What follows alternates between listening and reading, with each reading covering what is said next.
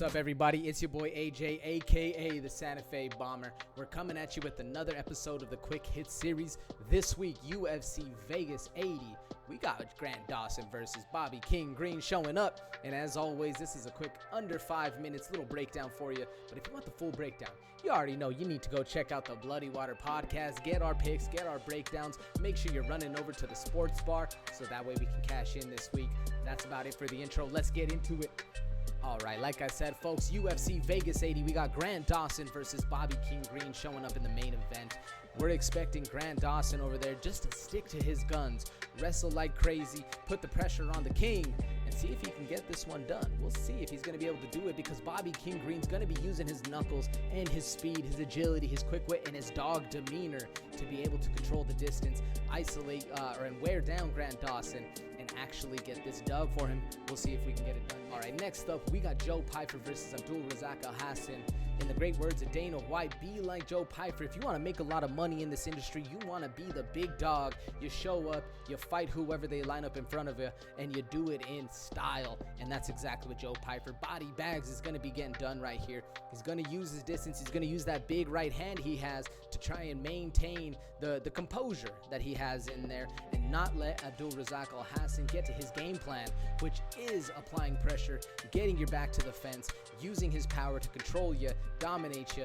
We'll see who gets it done. This one's going to be an entertaining fight, folks. Don't blink because Joe Pyfer has the power to put people out. Next up, we got Alex Morono versus Joaquin Buckley, folks. And you want to talk about excitement, you want to talk about flash, you want to talk about explosive power. We're talking about Joaquin Buckley right there. One time a knockout of the year back in 2020. Regardless, he still maintains that same power, still maintains that same explosiveness that he has in that athleticism. And Alex Morono is going to do the best he can to be able to control that, wrestle him, put him on his back, subdue that power that Joaquin Buckley presents. And if he's able to get it done, Morono might be on his way to a fast track to actually get to where he should be, instead of faltering and having the up and down roller coaster of a career he has had up to this point. I think Morono is on a trajectory to focus in, lock in, and if he can do that, it's going to lead to great things for him.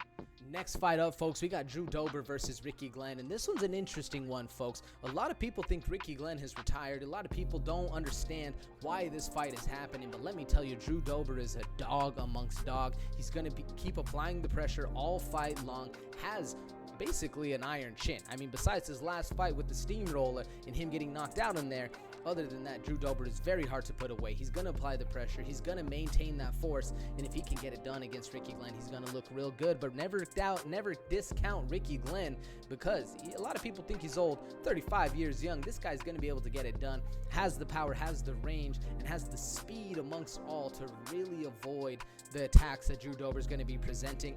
If Ricky Glenn can maintain range right here, this is going to be a fun fight. We'll see how it unfolds. On to the next one, folks. We got Bill Algeo versus Alexander Hernandez. And if you know anything about us, folks, over at the Bloody Water, and if you're familiar with me as a fight fan, I love me some Alexander Hernandez, right? But in the recent fights, he's been letting me down a little bit. We've seen the struggles with the weight cut. We've seen him gas out faster than he has. If Alexander Hernandez is able to focus in and become the fighter we all know he can be, he's on his way to stardom.